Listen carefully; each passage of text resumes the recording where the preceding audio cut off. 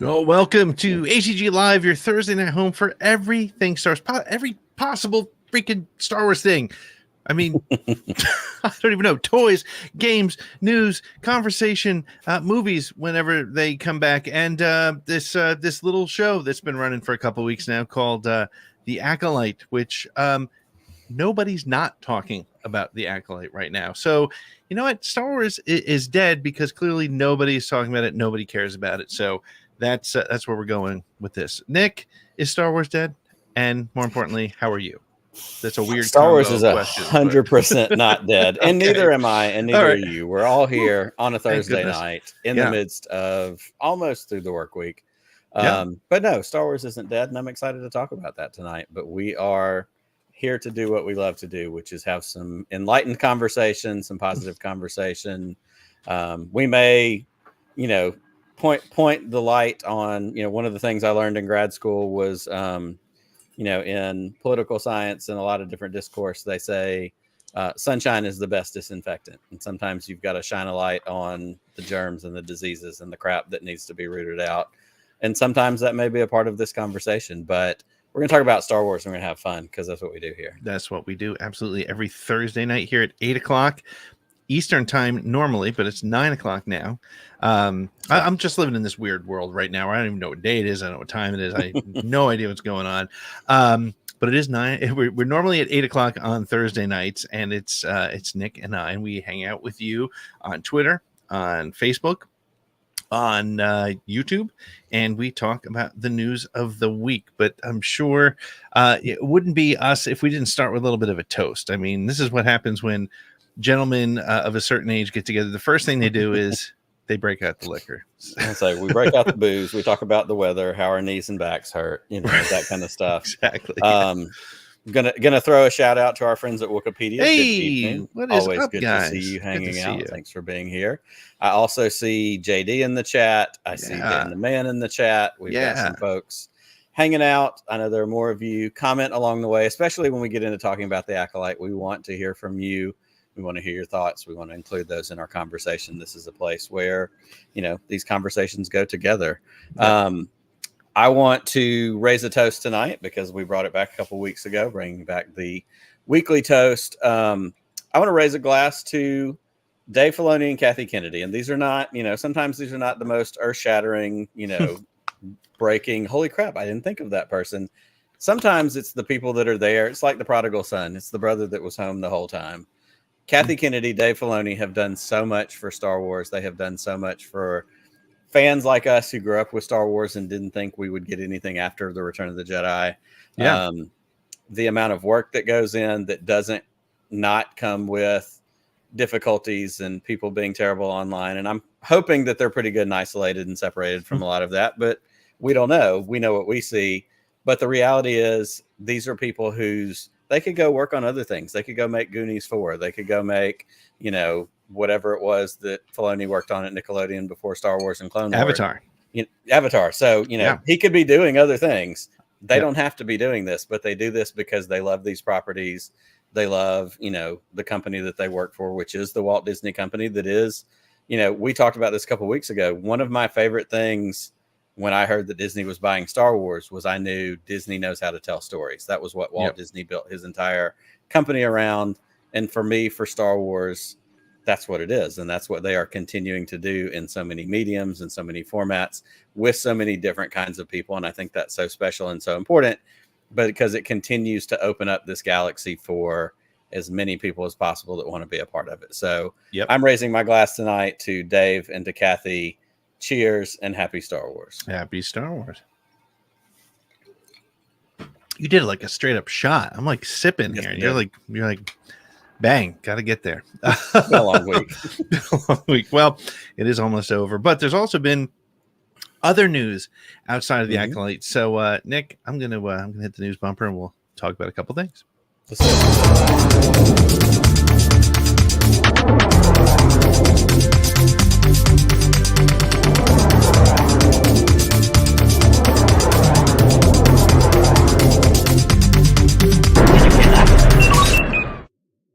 Well, Nick, the first thing I want to talk about tonight is earlier this week, I think it was, Mm-hmm. as revealed by the Writers Guild Association. The writers for Andor season 2 were revealed, and I think we all knew, but it's sort of confirmed that this season will be told in 4 3-episode arcs. So the good news is we're getting 12 episodes, which we kind of knew, but again, nice to kind of see that confirmed. But I want to go through who these writers are. I want to get your thoughts on things, and I want to share what we know about them. And let's get excited about Andor, because I think that I don't know any. Well, that's not entirely true. That's not true. Reel it back in. That is a bold-faced lie. I am not going to go there. But Andor is definitely it sort of sits in its own sort of category of Star Wars for whatever reason. Here's how good Andor is. Yeah. Somebody today started a thread where they quoted one of the first couple of lines, and just one of those first lines from Luthen's speech at the end of that first season.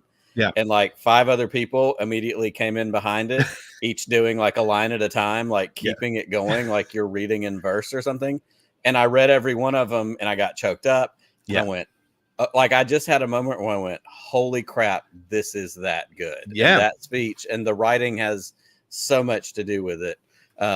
That's how good that show is. It's and one of the, so I think, I'm excited honestly, that we know more about who's going to be writing more. Yeah, and I think that's the challenge, though. How do you come into season 2 after season 1, right? And but they have a very interesting group of writers, and I say interesting because I think they're great, but each one's got a particular interesting point about it. So the first, second, and third episodes are going to be written by Tony Gilroy himself. He wrote the opening and closing arcs of season 1, and he also wrote some of the additional material for Rogue One, of course.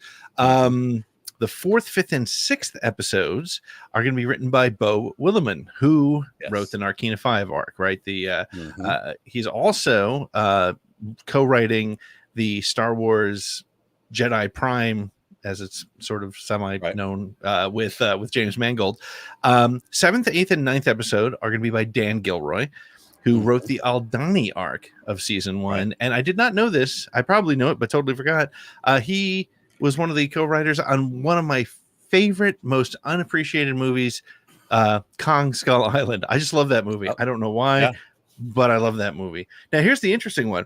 10th, 11th, and 12th. I thought for sure that would be Tony, because this has been his project all along. But it's a guy named Tom Bissell, who has written for video games. He's written for Gears of War, I think. He wrote, I had it here in Wikipedia a moment ago. But here it is. He wrote a game called The Vanishing of Ethan Carter, which is a horror game. But he's also done Battlefield Hardline. So he's got a bit of experience in that sort of action adventure side of things. So I don't know what that says about what we have coming up, but Nick, how did these names strike you? I mean, Gilroy, we know, Dan Gilroy, we know, Bo Willimon, honestly, for me, I know he worked on, the first season of Andor, but House of Cards, for whatever your feelings are about Kevin Spacey, House of Cards is a phenomenal TV show. And it brought back a lot of things, I think, in streaming TV at a certain time where the game continued to get elevated a little bit. I'm very intrigued, and I love the idea of bringing in somebody new or lesser known for that last group of episodes, because obviously it's got to crescendo and land at a certain place. And Tony Gilroy, who's running this whole thing, went, this is the guy. Like, there was, I love a diamond in the rough situation, so I'm excited to see how that's going to play out. Yeah, it's shocking to me a little bit because of the last 3 episodes, but my gut tells me that also means that Tony's probably much closer to those 3 than we would know. I mean, so so Andor season 2 should be hitting early next year. That seems to be the rumor. Very much looking forward to that. Absolutely. Well, our other story that we want to get into for a little bit tonight, the latest Hasbro Pulse, easy for me to say, HasLab project is the Star Wars Vintage Collection Mos Eisley Cantina set. Originally slated to be announced on May 4th, Hasbro presented this latest in their Crowdback line this last Friday morning.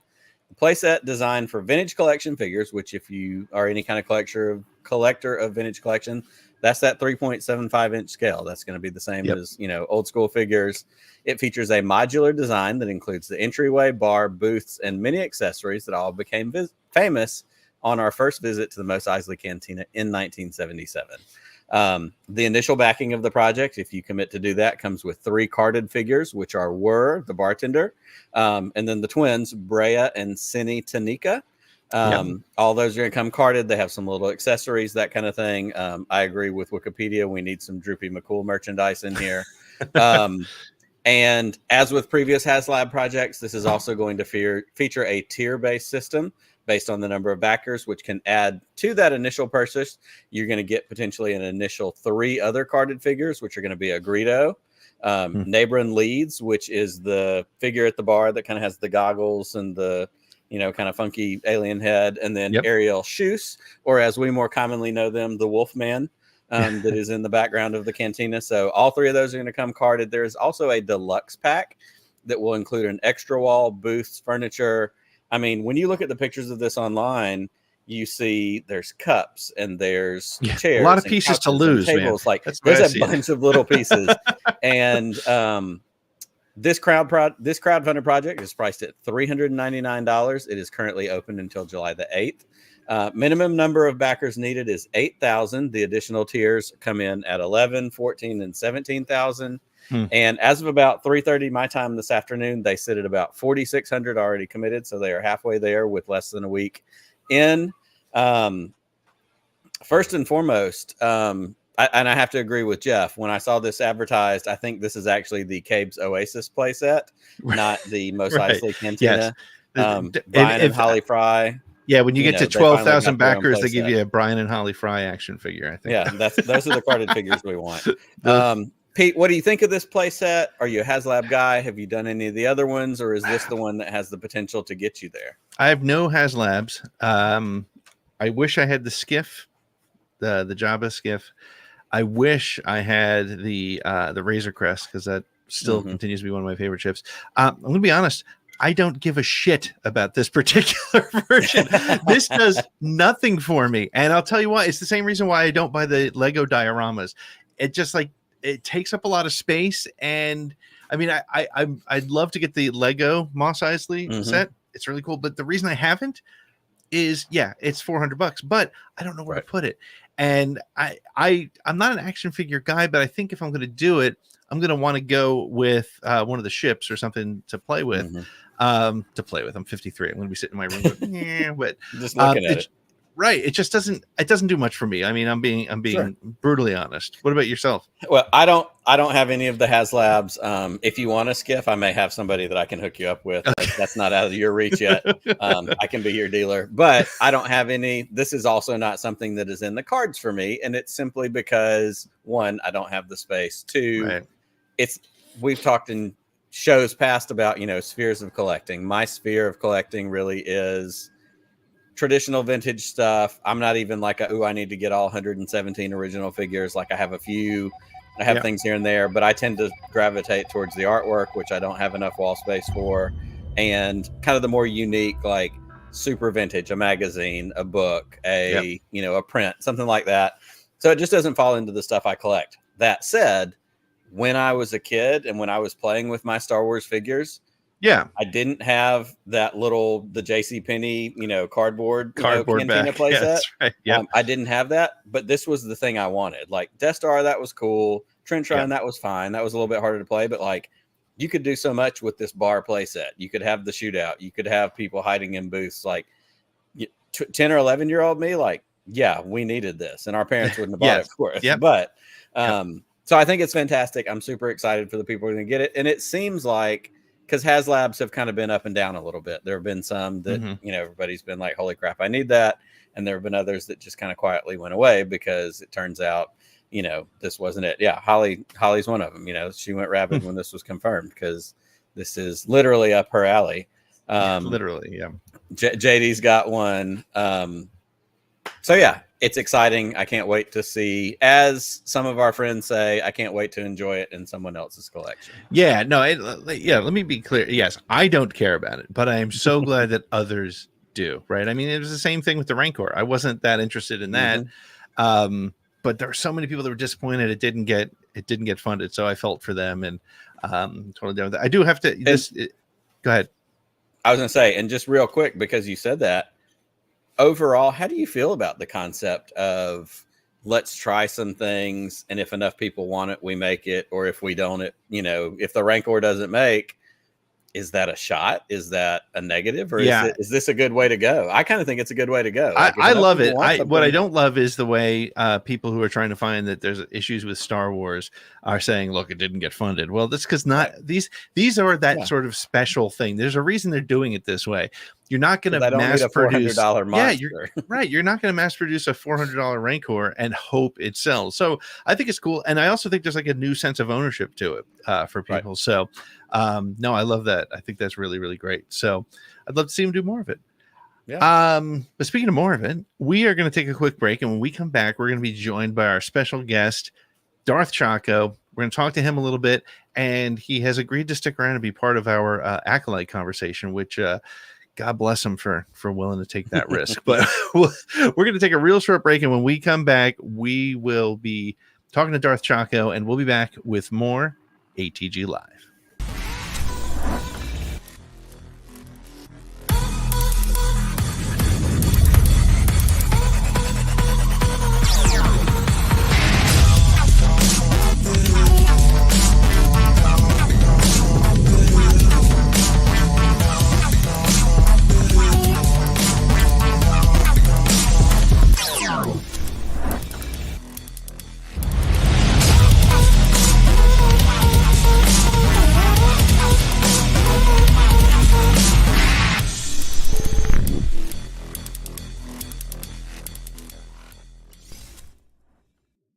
Well, we are back with ATG Live, your Thursday night home for all things Star Wars. This is the way the show works. If you're new to us, first of all, thank you so much for hanging. Hit that subscribe button so you're reminded on Thursday nights. Normally, we're on at 8 o'clock Eastern Time, 7 Central, 5 Pacific. Nobody ever talks Mountain Time.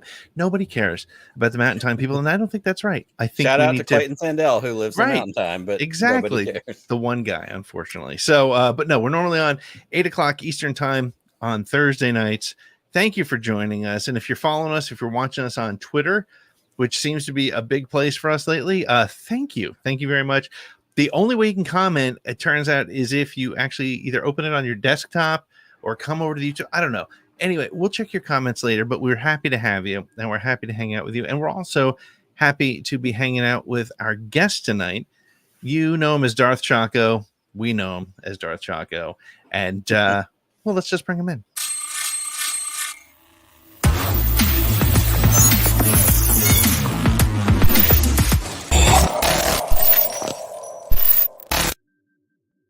Choco, there he is. Hello there. Hey. What's up?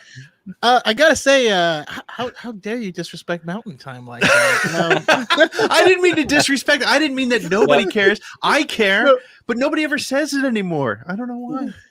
No. Even says, "There goes the Denver audience." I know we lost them all. I actually hate having to deal with Mountain Time, but my company runs solely in Mountain Time, and I have to convert everything, and it's just.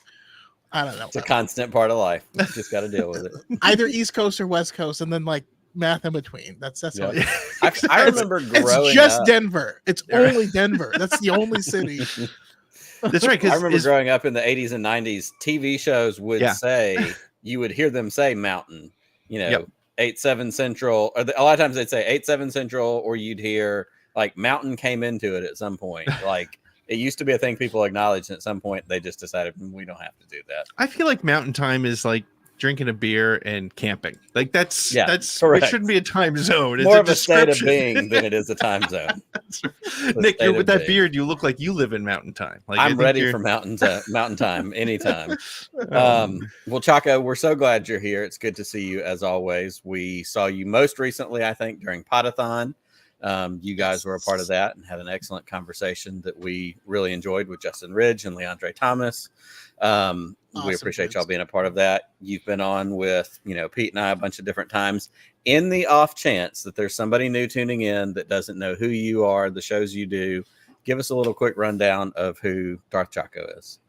Yeah, I'm Darth Choco on I made most of my content on TikTok because the pandemic started and we had nothing else.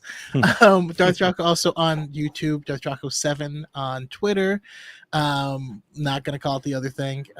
Never. I can't remember my name on Instagram. That's probably not a good sign. Darth Choco IG on Instagram, and yeah, I love Star Wars. I am branching out a little bit because I'm a big fan of gaming, and I love anime. And sometimes I just need to talk about things. I've been holding those but for myself, but man, everything is popping off right now, and it's crazy. It's like a wonderful time to be a geek. Did you see any of the Star Wars Outlaws extended scenes? Have you got any thoughts on that? Yes. They actually also sent over some of them as well, and I'm so excited for that game. Yeah. I did have some deep concerns because it felt like one of the things that I didn't see in the very first trailer that came out was the gunplay, right? Like the shooting, it didn't feel like it didn't feel substantial, you know. I feel like that's a core mechanic and it has to feel good to do it, right? But this new stuff looks good, sounds great, and I'm really excited about the story specifically because I mean there's a scene where you're just walking through Kijimi and they're like, I didn't know I wanted to go to Kijimi so bad. It looks like they're running a mountain time, like. You can tell Darth Choco is a pro. He brought that right back. That's right. He connected it. We call that a callback in the biz, you know. had to. Yeah. No, but yeah, I talk, Star Wars and just other geek things. I try to keep it from a positive lens, but I do have my criticism. I'm going to bring them up. And come hang out sometime. I love talking with everyone. I think one of my favorite things on your TikTok is when people ask when you go through questions from people, because they're usually things that are like they're questions that I was like, I wish I had an answer to that because I know how I feel about it. I just can't answer it. And you're like, well, of course Padme died from sadness, and here's why. And you have a reason. I'm like, yeah, that's what he said. Yeah, that's right. So I appreciate that stuff that you do. Well, and it's good, and I love one of those. One of my favorite one of those was, according to George Lucas, yes, they made it look like Padme was pregnant when she died, because he didn't know that women look like they're pregnant after they give birth. Still, oh, George. Yeah, and it's something that you talked about. You like to keep it positive, but if you have a criticism, you're going to level a criticism. And I've heard you talk about things that you don't enjoy as much, and you do it in the way that, I feel like we try to do it. It's okay. It's okay to be critical of something. What it's not okay to do is be an asshole about it. I had the opportunity recently to be on, with you, and we had a great conversation, and we got into a little bit talking about, just social media, the negativity, the toxicities out there. And you have such a great perspective on, your approach to it and that kind of stuff. I would love for you to just kind of share, how you approach that super negativity, not necessarily the criticism, because again, that can be handled in appropriate ways. But, how do you approach the negativity that we see so prevalent most of the time? Well, I mean, I was going to thank you for how you approach it as well. But yeah, it's something it's going to happen. It is prevalent. It needs to be called out, but it doesn't need to be focused on. I myself have lost sight of that a bit, and it's actually slowed down my content making, because I felt like if I don't have something good to say, like normally, Twitter was where I get my my pent up aggression out. But I'm like, oh man, I am I just adding to the noise? And am I doing anything that's beneficial, and is it harming me at the same time? Because that stuff, if you just are steeped in negativity, that's going to affect you. It affects your mindset. Yep. You're going to be less happy and all that good stuff. But the long and short of it is, I feel like it's, like I said, it's a fantastic time to be a geek, a fantastic time to be a Star Wars fan. I'm a massive DC Comics fan. I love DC Comics. I love the Teen Titans team. I love the Young Justice team. I love the Titans team. The show came out a few years ago, Titans. I hate that show with every fiber of my being. I thought it was a terrible show. So I saw the first episode. I even made a video. This is a bad show. Episode 2, episode 3. I hate this show. So I never watched it again. Right. And then you moved on. What a concept. Yeah. No, that's the thing that's surprising to me is just, well, it's not surprising because the reality is there is money in riling up the fan, and that's the thing that's so disappointing about it. And we may get into it a little bit when we talk about the Acolyte in a second, but it's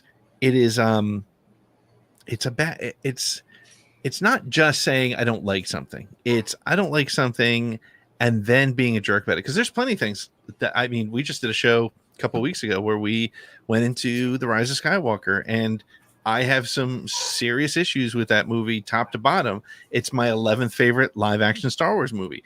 That said, I know so many people who love that movie, and there's no way I'm going to go out there and shit on somebody for having that opinion, because that is great that they love that movie. If that's your favorite Star Wars, that's amazing. And it's the same as you just, I mean, look, I'm not a huge Star Trek fan, but there's certain Star Trek shows that I love and certain ones that I don't love. And I'll see some stuff come up in the feed just naturally through who we follow and get involved in. And it's the same conversation there. I get involved in a lot of NHL groups. There's a couple of NHL groups on Facebook. Holy cow, these guys are as bad as Star Wars fans. And it's the same kind of thing. And the question I always have is, and I mean, not a question, but the thought is, why are you still here? Like, if you hate this thing that much, why do it? And the only people I think who have a valid excuse, and it's not a good excuse, it's valid but not a good excuse, is the people who are making money on it. Because at least I understand it, right? I don't like it, but I understand it. So I think there's well, a couple of things, three things that makes me want to bring up. One, and I've it's a video I'm planning to make, and it's going to be me just dumping a bunch of M&Ms into a bowl and pointing out, like, hey, there's a variety here, and if I take a cup and scoop it, there's a variety in the cup. If you look at the cup and it's only one color of M&M, you know I did that on purpose, right? Diversity is not forced. Lack of diversity is. I think that's a big point. This is not something being added. This is something that is no longer being gated, right? Yep. So, so that's one. The other one is that I lost it. I lost track. I'm sorry. Your points were so good. I said you started thinking about M&Ms. I get it. I mean, now I'm hungry.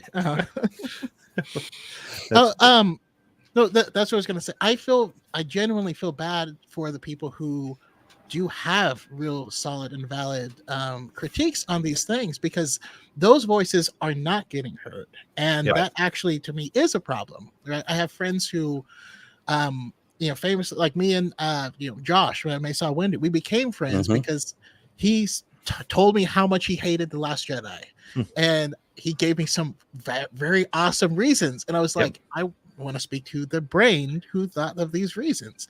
And then I look at like, if you look at the ratings for like the Acolyte, right? If you look at the fan ratings or whatever, if you had a solid critique that you thought would make the fandom a better place and you entered in that, no one would ever see it, not in 1,000 years, because there's a whole bunch of crap in there that's nothing to do with anything, nothing to do with the story, nothing to do with the characters. It was there before the show even came out, and those people are hurting Star Wars. They're hurting anyone's ability to, like, now the rating system is not even a valid place to look for any data at all, because it's been ruined. And I I feel bad because I see people hurting their own cause so much. And it's just like it's a child throwing a tantrum, and you're like, you're not getting the piece of candy that way, my friend. Like, use your big boy voice. Well, and go ahead, Pete. I was just going to say, I think one of the things that makes it so disingenuous and that makes it such a challenge is, as you said, these negative reviews came out before the show was released. And there's this gloating going on about the audience score falling. And what they're doing is literally promoting and urging people to go and continue to review bomb it, which then goes and continues to your point, Choco. It invalidates everything in that column. The audience score now has no value whatsoever. Mm-hmm. And it's interesting. They say, well, it's only shills and paid critics in the critic. That's not true. That is entirely not true.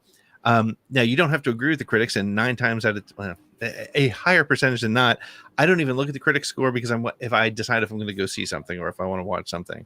But I don't even look at the audience score anymore for highly active franchises, just for these kind of reasons. Yeah. Yeah. And I just wanted to tag in too, and you both hit on this. You know, you see this, it's not just Star Wars. You see it in Marvel, in DC, in Lord of the Rings, in The Boys, like anything that comes out, Game of Thrones, House of the Dragon, anything that comes out that people are going to have an opinion about, like you're going to get, why didn't you make it the way I wanted to? Why didn't you, whatever. But I think that we have also seen, and certainly over the last, and this is where I just become the old guy, you know, screaming at people to get off my lawn. But in the last 20 or so years, our inability as a society to have healthy discourse about anything, politics, sports teams, has just, you know, and it gets magnified all the time. And what we've seen over the last, you know, however many years with Trump and the narratives that are created, then we end up in places where people go, oh, I like him because he says what's on his mind. And I'm like, if I said what was on my mind at work, I'd be fired immediately. Nobody'd be like, yeah, I like you because you do that. Like, at what point did we stop going, we have to have some decency. We have to have, you know, a little bit of structure, a little bit of organization, a little bit of respect for, you know, the people around us and that we work for and work with. But instead, we decided at some point it was okay to go, I'm going to be an asshole and I like him because he's an asshole. Okay, you're allowed to do that too, but there's going to be a consequence to it. But that has also trickled over into our fandoms, and it, you know, it taints the water and it drowns out, like you said, it drowns out honest critique. It drowns out, you know, sometimes it drowns out honest joy. I honestly do also believe, though, we're at a place where social media magnifies it more than anything else. We've said a bunch of times that, you know, we hear about it because we're all, you know, chronically on social media and, you know, living maybe for a little bit of that. There you go. Social media was a mistake. You know, we live in that mode where we need a little bit of that dopamine hit because we get amped up for a, you know, a good Twitter, you know, flame war or whatever it is. But the reality is, when we go to Dragon Con or Comic Con or Star Wars Celebration or someplace where a bunch of people who love a thing are all together, you know what they're not talking about? The stuff that makes them mad. And they're not talking about how much they hate The Last Jedi or The Rise of Skywalker. They're going, holy shit, there's 60,000 people here and we all like Star Wars. Yep. How great is this? And I think that's our, you know, Rise of Skywalker, there's more of us moment that we have to keep looking for in the midst of the nonsense that's put right in front of our face. Yeah, and that's been a big reminder for myself lately. We actually did our first mini con. We call it Dyad Con. By the way, I also have a podcast, Dyad in the Force. It's Saturdays. Yes, it is. At 5 p.m. Pacific time. But my goal with creating content wasn't to gain a bunch of fans or followers. It was like to have these conversations that we're having right now. Yep. And so like the ultimate evolution of this was this convention where we got people to book hotel blocks, and we had about 50 people. We had people from 5 different countries come in, and we just all hung out. We loved Star Wars. We set up events. We gave away prizes. Went to Disneyland together. We saw Phantom Menace in theaters, and like, it was so, I don't know, it was just indescribable to be back in like the best parts of it again. And like you said, in Star Wars Celebration, same thing. I did see one guy at Celebration in Anaheim with like a Ryan Johnson Sucks t-shirt, but he also had a sweater, and he was like clearly very self-conscious about it because things were not going to go, things were not going to go the way he thought. And it's interesting. So there's very clearly more of us, and that's why they have to review bomb, because if they let the reviews come in naturally, it's not going to show what they want. You know, that's why they always have to do these attacks, because if they don't, you know, just like me with Titans, me not watching it, did I get it canceled? You know, I wish it got canceled. Enough people watched it that it kept going. That means enough people enjoyed it. why am I going to take that away from them? Like, correct. It's the old why yuck somebody else's yum, right? Yeah. So, we are going to take a real quick break, but before we do that, we are going to come back. We are going to talk about this latest episode of The Acolyte. We can't be the only show on YouTube that's not talking about it, but there's a lot to talk about. Before we go, though, before we make the jump, I want to go around and get everybody's sort of high-level impression. What did you walk away from when the episode ended? Save your in-depth theories and reviews for the commentary after the break, but what did you think of the episode? I'll start with you, Choco. I'm a massive lore fan. I love Star Wars lore, and this opened up a gate. I'm in. I absolutely loved it. I have had some issues, but overall, what this opened up, and this show continues to, like, you peel back a layer, and then you have another mystery, and you just keep going. Mm-hmm. And I think that's exactly what I needed to do. Absolutely. I'm in. Yeah, Nick. I'll be the first to admit I bought a little bit of the hype, and part of it came from the negativity and the things that were, being fed to us ahead of time. Ooh, it's going to episode 3 is going to ruin Star Wars. Everybody's going to lose their mind. Everybody's whatever. So I did buy a little bit of that, even though I know better. And so then when I watched it, I went, okay, cool. Like I wasn't blown away. I didn't dislike it. I just went, okay, cool. But it also did one very specific thing that I'm a super fan of, and that'll be the thing that I kind of talk about when we get into it in a minute. We'll look at you with the tease. Yeah, myself, it's funny. I liked it. It's one of the few episodes that I liked better the first time I watched it than the second time I watched it. But I really love, like you, Choco, what it's doing. And I almost feel like we can't go back to the regular mystery part of the show yet. I feel like I don't want to go there yet. I feel like there's still things I need to know here to make the whole show work for me. And I'll give you my 11-year-old son's review, because I was concerned as he watched it, because it was very different from Clone Wars, which is what he loves, his Star Wars. It was very different from Ahsoka. The show ended. I said, Jack, what did you think of that? And he said, oh, that's stupid. And I was like, oh no. I go, why? And he goes, because now I got to wait till next week. And I was like, okay, good. So, and he surprised me.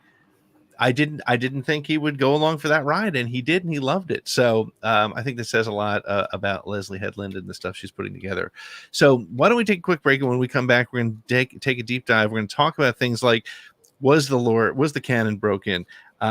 Let's talk about those witches. Let's talk about the twins. Let's talk about all of it. And if you have a theory about what actually happened, we're going to talk about that. And we want to see you in the chat as well, because we're going to bring up your comments during the show. But we're going to take a real quick break. We will be back with more ATG Live.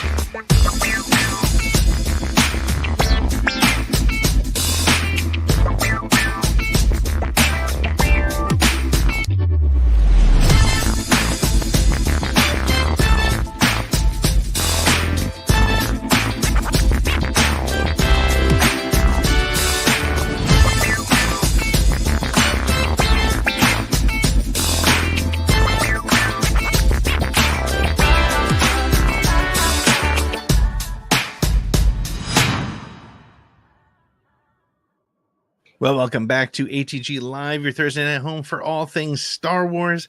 We talk news, we talk rumors, we talk whatever's important happening in Star Wars, and we also sometimes take deep dives, especially when we have a show like The Acolyte. So we're going to take an ATG Live deep dive.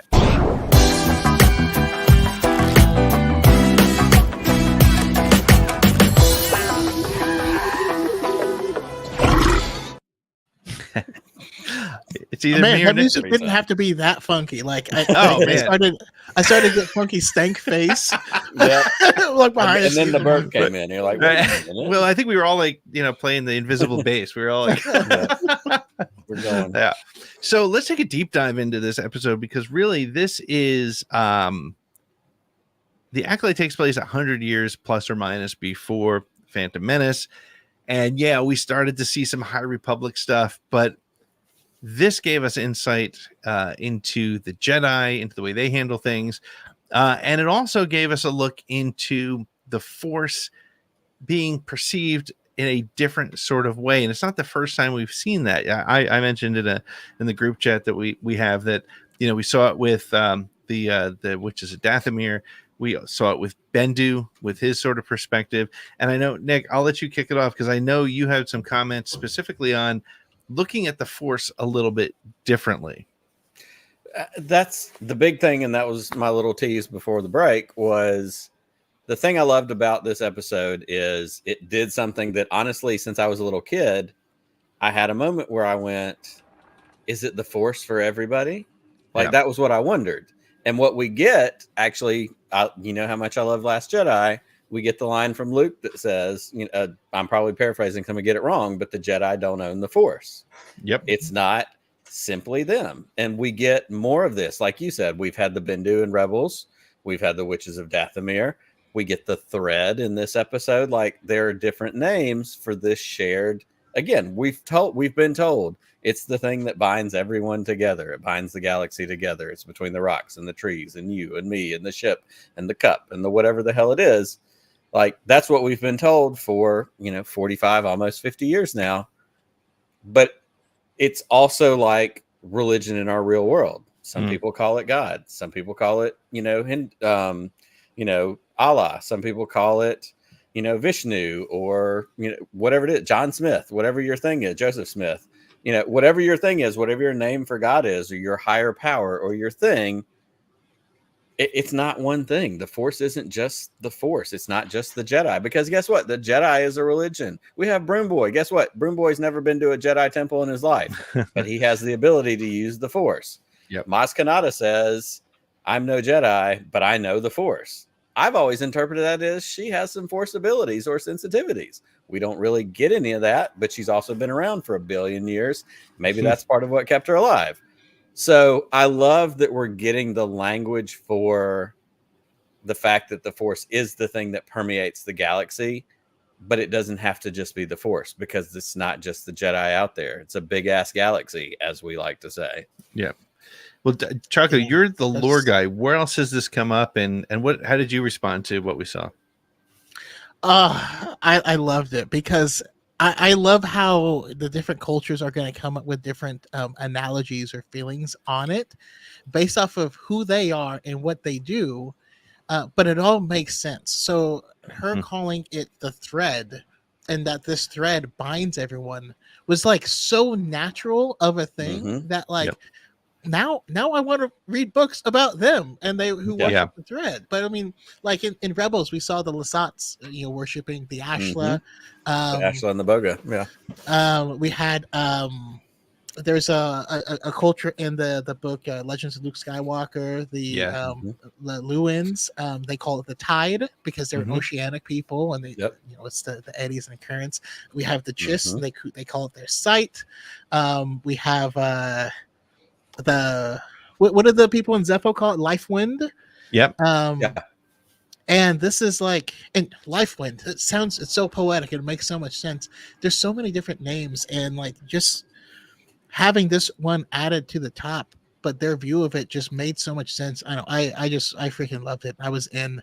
I was searching, like, I wonder what the thing is that like these people might be upset about, and turns out it was because she said with the twins that there was no father. Yeah. We know that the other character, now her name is escaping me. I imported Mother Coral. Coral, yes. Yep. I imported names of Force things, and it just dumped. It's a give and take. You got to push. The hard drive is a little slower. Yeah. I cleared my cache. But she was the one that carried him. And now the question is, well, what does that mean? Now, by the way, that could mean anything. It could be as simple as they went to a clinic and did artificial insemination, and her saying there is no father is correct. Right. Right. Yep. Yeah. As I listened to that conversation, and I'd watched the episode a day late, so I had seen some of the stuff on Twitter because, of course, I couldn't help but go on social media. So I had avoided spoilers for the most part, but I had seen some of those little bits of, the beginnings of the discourse and the whatever. So when I got to that moment, as a very pragmatic person, I was like, okay, that could mean anything. Like this isn't, Pat, or this isn't Shmi saying there was no father. I don't know. I just was like, there was more intention there. And then we get the comment later on when they find, what if they find out how you created them? Well, that to me that's a big point. Yeah. Go ahead, and that's a build the mystery moment. I was going to say, not only that, but they were actively trying to hide things from the Jedi too. So we also don't know what it means in that sense as well. So my whole point is we don't have enough information, and it doesn't make any sense to make up my own meaning behind it and then get mad at the thing I made up. That's stupid. Right. Well, and that's the biggest disappointment in Star Wars. I've said it 1,000 times. When I walked out of Return of the Last Jedi, that's why I was so disappointed, because in my mind I had written the story and it wasn't anything like we expected. And now, of course, it's one of my favorite Star Wars stories. But I think that's a really important point that you bring up. Is it's frustrating to watch people find issue with this story, knowing we all have to know we're going back to this story. We only saw, I'm just debating whether we saw May's or Osha's perspective on this story. At first I was convinced it was Osha's, but it might have been May's, because if May has the darker tendency, she was portrayed as sort of the better, the less evil, the less dark of the twins in this particular episode. And the less, so I don't know. But we're obviously going back, right? We'll go back to this. Yeah. This is a Rashomon situation. This is the Last Jedi situation, right? Yeah. I think we're going to see this 2 more times, but probably a lot quicker the next 2. I think we're going to see the other twins' perspective. Yep. And this is my tinfoil hat theory, but I think this coven is heavily involved with the Sith, and I feel like I mentioned I'm an anime fan. I love Naruto is one of my favorites growing up. There's a character named Orochimaru, and he has all these scientific experiments that he has all over the place, and he doesn't care about the outcome. But there's all these people who are like, he promised me power and he's gonna do this, and they go through all the steps and they achieve the power, and then they die, and then he's like, oh, that's this experiment, he checks it off the list. I feel like this coven, we see them, they seem pretty primitive, they're fighting with bows and arrows, and then we pan to this big machinery doing stuff. What is that? There's something else going on there. I think this is a Sith experiment. I feel like Darth Tenebris, from Legends, and the Plagueis book is Legends. So if someone is speculating something in a Legends book, it's okay if that doesn't happen in canon. But he was very technologically oriented and wanted to do these things through technology. It would trend well to me if this is like somehow related to an experiment trying to prolong life. They're also trying to create an artificial dyad, which has become part of canon, and it's an experiment that ultimately went wrong. So the final point of view we're going to see is the Sith, who's going to be involved with this, and we're going to find out that the actual person who destroyed it was the Sith person who, once the Jedi showed up, we're like, well, this operation's blown. It's going down. So I wasn't going to jump to my theory right away, but I'm going to share with you my theory, because I feel like it's along similar lines. So, and Nick, you mentioned the line about where she says, if the Jedi found out how we created the children, like she seems extremely worried about that. Right. So, during the Ascension ceremony, Mother Anastasia says, do you vow upon my death to protect the secrets of our coven and our legacy? So that's important. May says yes. Osha doesn't get there. Osha knew about the Jedi. How does she know about the Jedi if they live on this primitive planet? To your point, Choco, there's Sith involvement. So Sith have talked about Jedi. She probably also knows about the Sith. So I think we're going to see that it was Coral who destroyed the temple to keep the Jedi away from learning those secrets, right? Because she was the one who was very concerned about that. I think she's been working with the Sith on this sort of secret to creating life.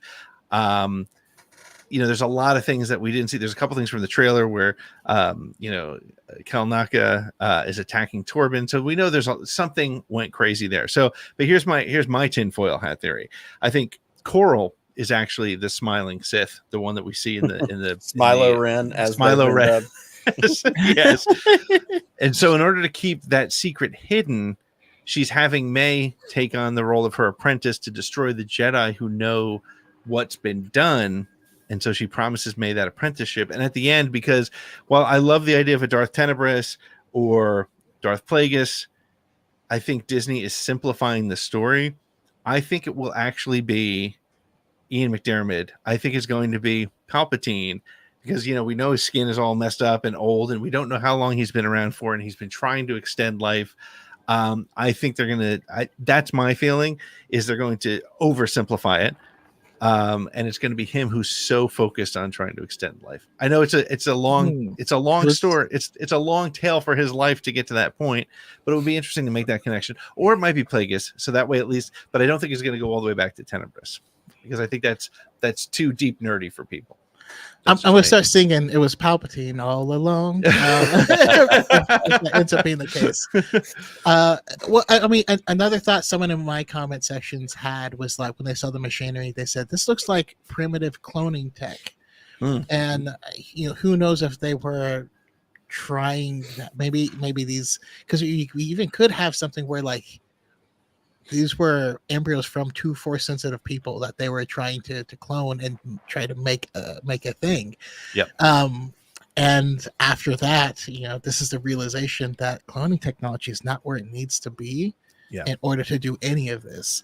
I need to advance cloning technology 100 years. How can I do that? War funding. Yeah, a lot of possibilities. That's a great point. Nick, do you have any thoughts on this, or are we just all chocolate? For the record, we're all going to be wrong, no matter what. It's going to be. Oh yeah, without question. My track record of being wrong at Star Wars is the thing I should be betting real life lottery ticket money on. Because if there was a correlation there, I wouldn't be talking to y'all right now. I'd be on the beach somewhere. No, I just, my other thoughts, just as it relates to this episode, but also as relates to the first couple. These were 3 episodes in. I actually think that the story pace is really good. There are a couple of moments in the first 3 episodes where I almost started to feel like, is it getting slow? And about the time my mind starts to ask that question, we're doing something. Like there's a good rhythm to it. I've really enjoyed the flow that these 3 episodes have had. And I think that the other thing is, I think the mystery, because we've been sold from the beginning, this is a mystery show. It's a dark Sith mystery. It's going to be, martial arts Sith, like mystery, whatever. It's not a tidy mystery. Like there's a lot of there's other things going on that we're not necessarily noticing. We get in the first episode or 2, the fire. The fire is this big thing and what happened in her past. And we see it when she's, working as, the OSHA inspector on top of the ship, fixing in the first episode the fire and the distance and the problems that it creates. But then we see the fire in this episode and it doesn't seem like it's quite, yes, in the wide shot of the whole mountain, like the whole mountain's on fire, but then you see that big wide shot of the bodies piled up. And these aren't like burned bodies. These are just bodies piled up. Like, why is it not as traumatizing as we thought? One of the things that lends to your theory, Pete, is we don't see Mother Coral in that pile of bodies. Correct. You don't see them dead on screen. Are they really dead? One of those kinds of things. So that's what I like about the way they're building the story, is there's so many other mysteries in and around it. Is it Mayor Osha's perspective? Like, what are we getting in the way these things happen to the Jedi get there? There's so much to it that it just points to good narrative storytelling, which is why I think I'm enjoying it this much early on. I love it so much, like, because you had small things like the show tells us in the very first episode, because when you watch and then she has the vision, you see the little girl running, and she leaves no footprints, and that's your first clue. But that also tells us as a viewer this show is going to pay attention to details. Yep. So you should do so as well. So there's been so many times where I've complained about something only to realize my complaint is a feature, not a bug.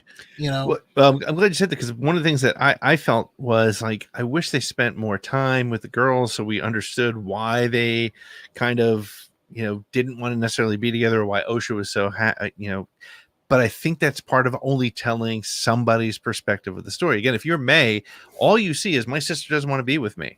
Like, right. Why? And what is that? And you don't understand. So maybe when we see Osha's perspective, if we didn't in fact see her perspective, we'll see, why is she being pushed out? Are their favorites being played? Is there something going on? And to your point, Choco, I took it as, this is choppy, this is bad acting, this is bad directing. But I think the reality is, and people need to give Leslie Headland a ton of credit, because Russian Doll, which I finally watched, is so worth watching. And there's no breadcrumbs that are not answered. And I think that's been a big problem with some of the Star Wars series. Or a lot of, not just Star Wars, a lot of streaming series, is they build to a second season. What this season has to do is it has to close. They have to stick the landing. They have to bring all these pieces together, and leave enough mystery. Like, we may never find out how the twins were created, but at least we know. Let's find out who and why, and that's all we need. But they need to. Yeah. What are they afraid of? The Jedi finding out. Right. This show, to be successful, needs to, as you pointed out, Choco, needs to go back and say, oh, that was a detail that was in there for a reason. I mean, Osha scribbling in her book, I didn't think about it.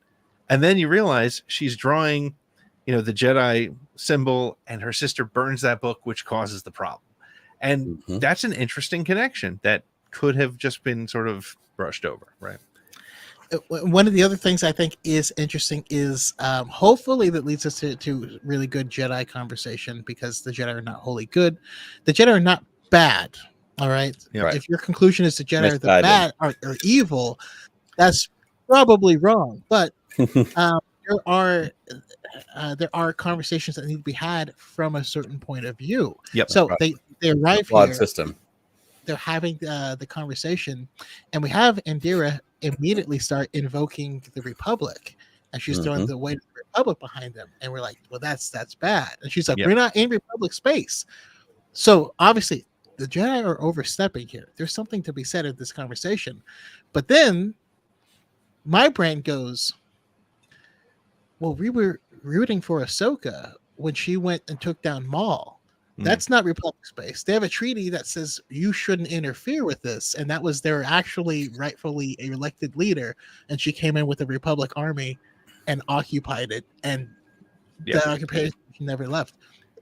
That means that's problematic too. Hopefully this opens up a lot of conversation and a lot of stuff of like, I like Anakin because he chose because he like the Jedi were wrong because they went to war and they shouldn't have, but then you like Revan because he went to war when the Jedi didn't. Like, there's a lot of push and pull and different circumstances and nuance. I feel like this is bringing some of that to the forefront, and that also has me really excited too.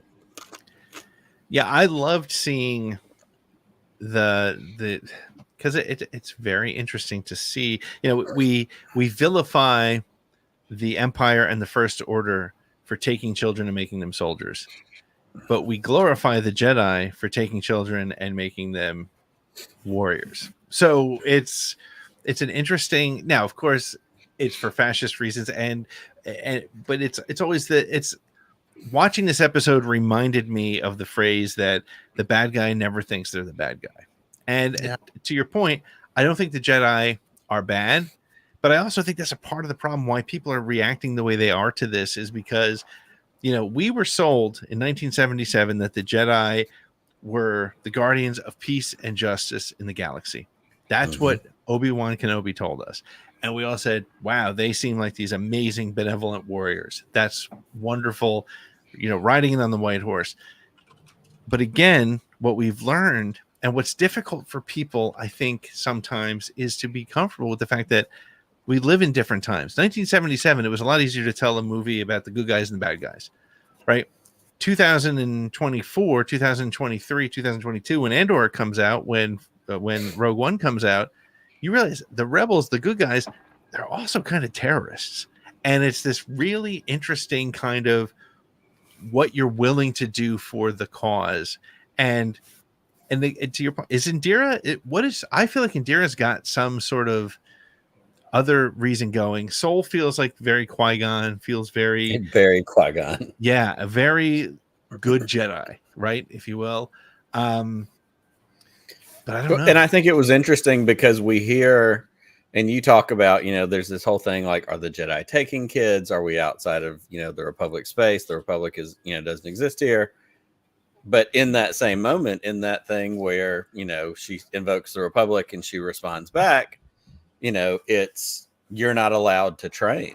Like they're speaking different languages. We're talking the Force and we're talking the thread, but the Jedi also all of a sudden show up going, hey, you're not supposed to be doing this thing that maybe we don't know you're doing because maybe we do or do not speak the same language. Like that to me feeds a little bit more into that whole mystery of like, are they more connected than we think they are? Like, it's just not entirely clear, but it continues to be that thing that goes, there's multiple languages in the world. Not everybody speaks Galactic Basic. You've got Huttese, you've got, every other language that's out there. And that feeds into that same thing when we're talking about the Force and what does training mean? And why is that a threat? Why are the Jedi out policing the galaxy going, you can't train your kids in whatever your version of the Force is because we don't think it's right? Like it just... Well, but think about it that way. That's actually a really interesting thing that I hadn't thought about. And that is sort of a reflection on the potential challenges of our world today. It's the Jedi coming in and saying, you're teaching them the wrong religion. Right. Man, that's a much bigger issue. Yeah. Well, and this show has introduced me to a new trio. Like I feel like Star Wars is really good at giving you like three characters whose ideologies are opposed in a very interesting dynamic. So my Jedi trio is Indira, Yord, and Soul. You have Indira, who's like feels like the harsh and grizzled one of like, we can't let you train them, right? And why? Because if you're training them in the dark side things, they might become Sith, and it becomes Sith, it becomes a problem for the galaxy. So we're just going to stop this right now. Then you have, and she's right.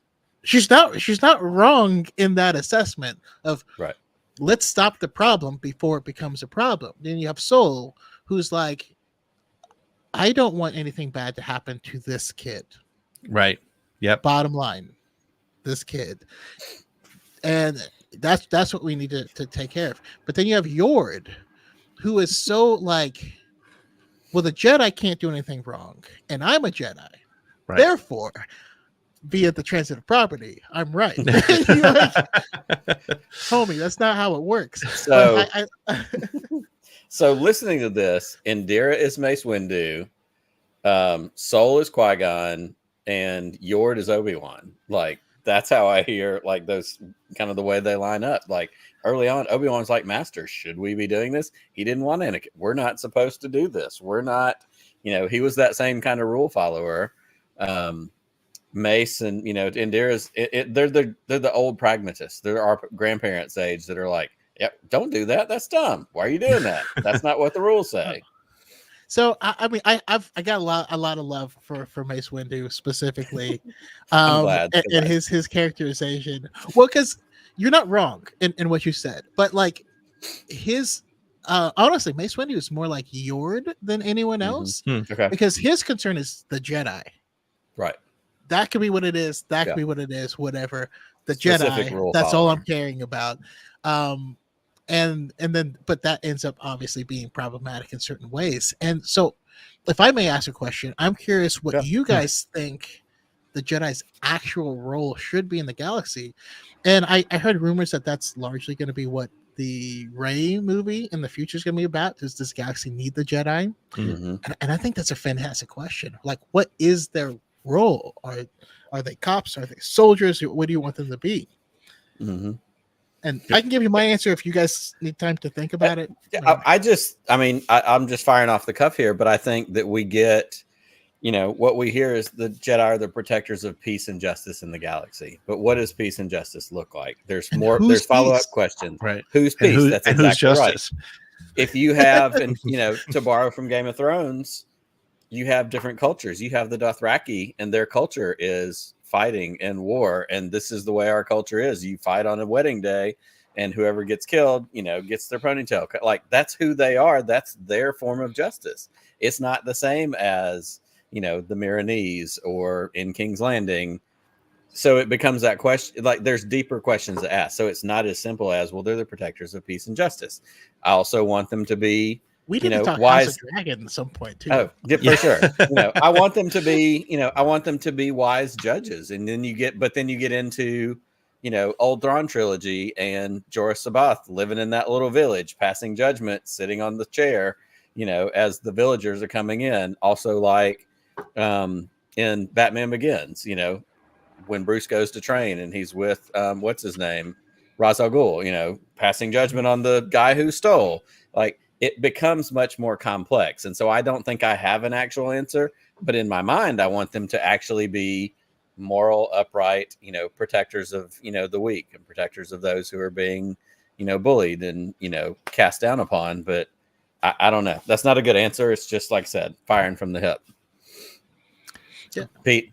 I don't have an answer yet. I want to hear Choc, because I'm thinking a couple things, and I feel like my answer is a little bit too in the middle. But let me hear Choco's first. Yeah, I don't know that there is an answer. I just think it's a fun thing to talk about. But Yeah. I think that the Jedi's role largely should be two things, right?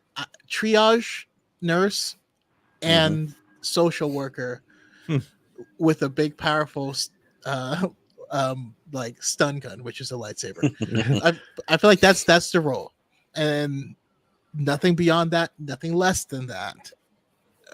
But I feel like everyone wants them to be something beyond that, and that's how come they didn't take down the Hutt cartel? And you're like, well, then other people are going to move in. How much power do you want? Do you want them to police that system? Are they going to become the next Hutts? It's a Superman problem. Crime still exists, right? Unless Superman becomes a dictator, that's it's usually one of the two. But yeah.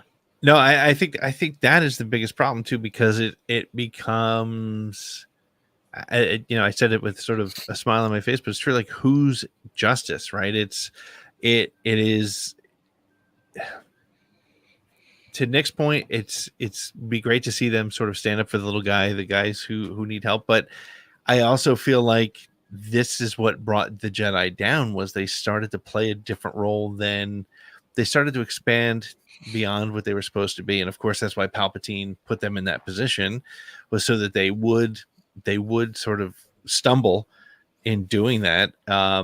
And I think maybe the moral of the Jedi is that they're asked to do something impossible, and you can't have that, right? I mean, I think in a way, at the risk of getting political, this is the way people have seen the United States for many years, especially when I was younger, in the 70s, 80s, and 90s. Our job was to police the world and bring democracy to everybody. And now when you look at it and you take sort of the rose-colored glasses off and you look at what has to happen for that to happen, that's not necessarily a great thing. I think it goes back to the fact that in 1977, it was easy to tell the good guys from the bad guys. And in 2024, when you tell a Star Wars story, it's literally impossible to make such a black and white story. And I've seen a number of tweets from people who were responding to this episode saying, I mean, literally tweets that said, the Jedi are always good and the dark side is always bad. Now, on paper, yep, that makes sense. But man, the Jedi are not always good, and not because they want to be bad, right? So this is I feel like we're talking in circles a little bit, but I think that's the exciting thing about where this story is right now, right? So that's why I love Mother Anastasia specifically, because not only is Jodie Turner-Smith just gorgeous, it's not even fair. I mentioned like the red carpet for this, and you're like, everyone's hot. This is weird. Not used to this, but she had a lot of Shmi-isms to her, like, and she said some people, say what they do is dark, or it would say it's unnatural. That right there does tell me, like, okay, they do some dark side stuff, right? But that doesn't mean that this mother did not love her children and want the best for her children. And even when she found out that her child didn't want to take on the mantle after her, which I feel like it was probably a conversation that should have happened earlier. Right. But that's besides the point. She was still open to that conversation. And so that's what I think the swerve is I think she was probably the only person open to it. I think the other woman, I can't remember her name ever, the one that carried them, Coral. Yep. Yeah, I think she was like, I agree, and let's have a toast to celebrate. And then she used the same poison that Torben drank later, and he recognized it, and that's why he drank it, because he feels a responsibility for what happened there. But nice. So I think all of them were poisoned. That's right. Yeah.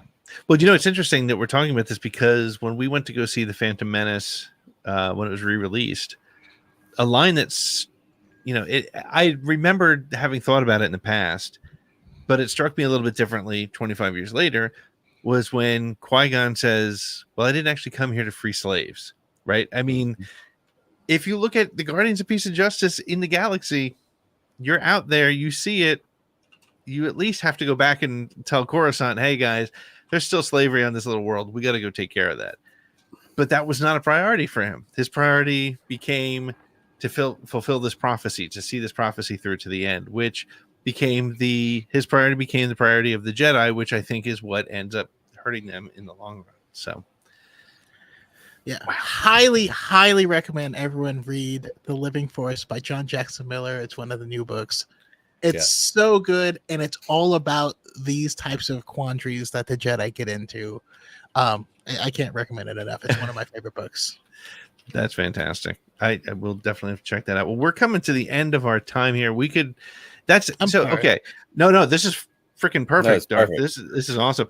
I think, and this is for anybody who says that Star Wars is dead and that this episode doesn't work, watch this conversation, because we have literally just scratched the surface. And good story. Like I will never forget. My dad and I, years ago, we both had seen in different theaters at different times, Eyes Wide Shut. And the next day we were going to a guitar show in Pennsylvania. So we got in the car. It's like an hour and a half drive. We talked about that movie from the moment we got in the car to the moment we got there, and then talked about it on the way back, which we always reference that and say, that means that movie was good. Doesn't necessarily mean it was a great movie, but it was effective. And this episode, whether you liked it or not, whether you feel it broke canon, whether you have problems with lesbian witch covens in outer space, which if you do, you got bigger problems than we can ever take care of here. Right. Yeah. I got news on Themyscira. Where did Diana come from? Let's figure that one out. Yeah. On another Let's show. widen the lens out on this one. But check it out. This show just continues to get better. There was a question I saw in the chat. I think it was Jameson asked, do you need to have watched let's end with this question. Do you need to have watched or be familiar with anything from the High Republic or pre-prequels or even prequels to be able to get into this show? I think not. Choco, where do you think? Absolutely not. You probably want a short answer. So give us your answer. I don't care if it's long or short. This is great. It doesn't matter. So absolutely no, you don't need to. First of all, this is not I wouldn't call this the High Republic. It's a tail end of it. So we're watching a blend of the Jedi into what we see in the prequels. So the High Republic, if you love Soul, go read the High Republic, because everyone's Soul. But I was just gonna say, what I feel like is your depth into the fandom. Well, it doesn't determine how big of a fan you are. I feel like there's like levels of like, A, if it's there, I might check it out. I might not. B is I'm anticipating things that are going to be coming out. D is I'm actively looking things up and watching lore videos on YouTube. Mm-hmm. And then the last one is I'm actually reading all the books and all this stuff. And the only times I see problems, people having problems with it, are the second to last group. And it's because they learn things that were wrong from YouTubers who say things that are wrong. Yeah. Certain YouTubers that have theories about things. Yeah. Yeah, no, I agree. I think that's why that's the bitch of what's happening in the fan base right now. And the things that are making the most noise is I feel like this is a potentially fantastic entry point for anybody who's not even seen a Star Wars in their entire life. And I think this is the disgusting part of the grifters and the YouTubers who are making noise about this, because what's happening is it's bubbling up to the top. I suppose, again, I'll reference my dad, Nick. I'm sorry I keep referencing him tonight, but Okay. I'd asked him if he had watched Acolyte episodes 1 and 2 last week when they came out. He said, I haven't gotten to it yet. He's like, he watches all the shows. Him and my mom watch all the shows when they come out. He said, I haven't watched it yet because I heard it wasn't that good. I was like, where'd you hear it? He's like, I don't know. I didn't write down where it was. But enough of that buzz. I mean, this is the same man who, when we were preparing for going to Star Wars Celebration, because he came with me and my son, said, I think I saw somewhere that they are recasting The Mandalorian. I was like, where did you see that? Some guy named Mike Zero or something. I'm like, okay. So, and it's not that he's out there looking for that. It's when you go to search, or you go into, if you have Star Wars in your algorithm, this shit is being pumped up. And that's the real problem with the review bashing and the negativity, is people are going to miss a great show because of what they think they're supposed to think. And I have a problem with that. Obviously. There's so many kids that grew up loving the prequels. And like, if you could, the joy that they have, like seeing Hayden now. Yeah. If you could take that joy and throw it in the trash, would you? Probably not, unless you're a sociopath. That's what they're doing right now. Yeah. That's what it is. 100%. Why do you hate fun? Nick, do you have any final thoughts on Acolyte? I feel like I did. I don't. I think you said it the first week, but like, I think maybe this is the first show that I wish I got it all at one time. Like, I'm ready to know what's happening. I'm ready to get, I've enjoyed, the reality is, if you give me anything all at one time, I'm going to watch it all at one time. But if you I'm like a dog with a meal, I'm just going to go until it's gone. But if you give it to me a week at a time, it's going to force me to take some time with it, watch it a couple times, consume it, process it, let it become kind of a part of my experience. And I've really enjoyed that throughout these Star Wars. Of course, I would love to watch all of it and know all the story, but like, I was fine to wait for Andor. I was fine to wait for Kenobi. I was fine to wait for Ahsoka. But this is the one that I'm like, oh, damn, I want more. Like, let's keep going. Hit play again. My wife and I binge shows in the summertime when she's off work.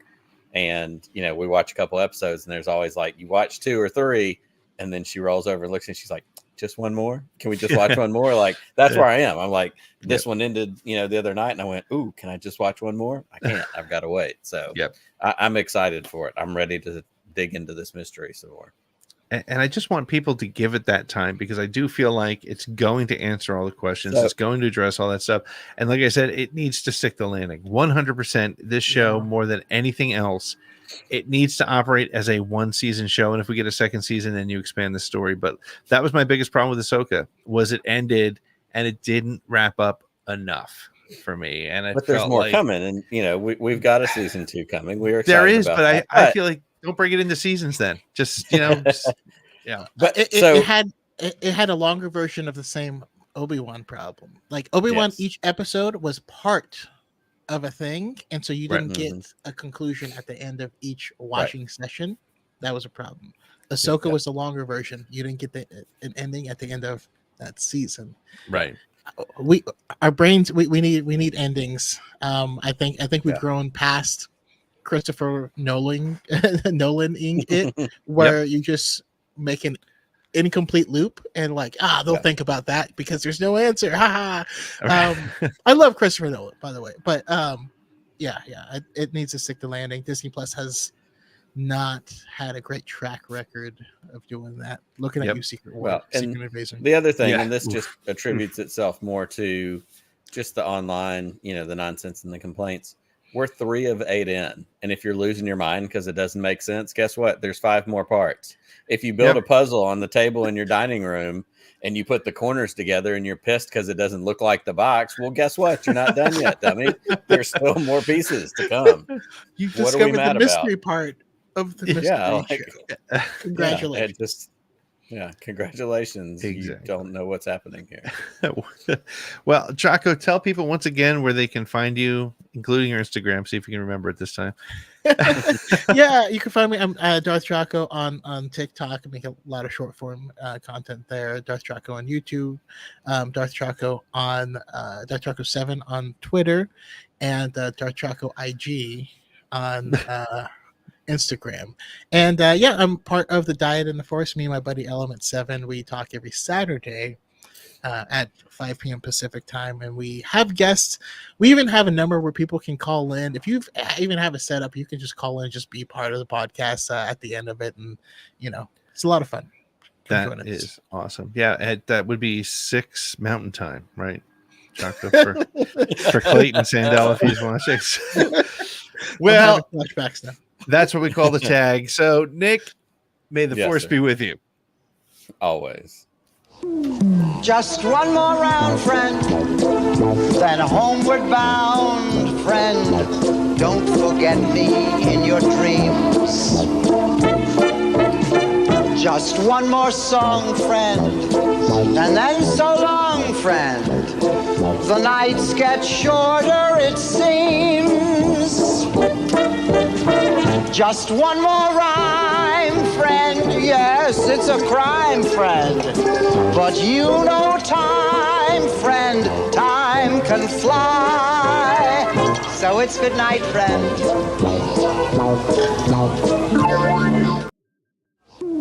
Just one more round, friend. Then homeward bound, friend. Don't forget me in your dreams. Just one more song, friend, and then so long, friend. The nights get shorter, it seems. Just one more rhyme, friend. Yes, it's a crime, friend. But you know time.